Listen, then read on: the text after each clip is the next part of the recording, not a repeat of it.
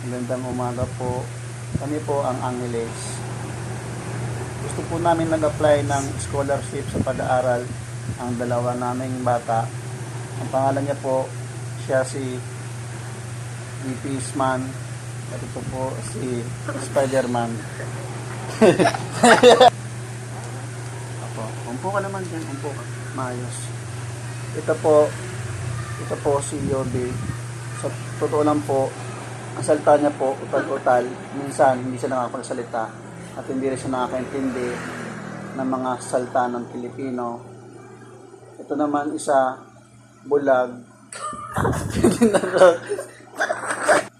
Ito nga po, ang pangalan niya po talaga ay Ivo.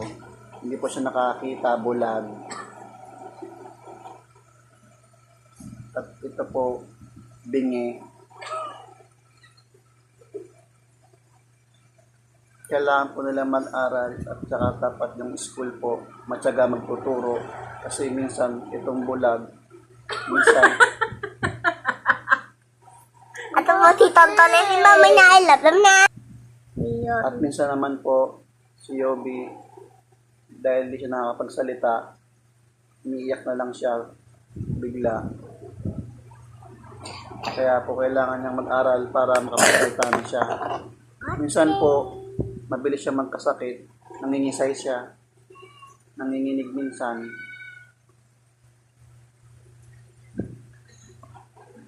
Salita ka? Pipi siya. Ito naman, bulag.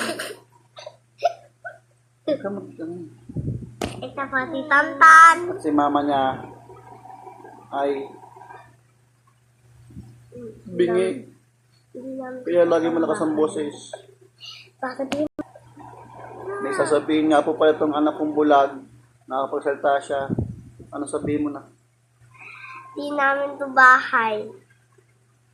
Pero Tinaram namin. Nihiram. hinihiram namin sa kaklasme niya.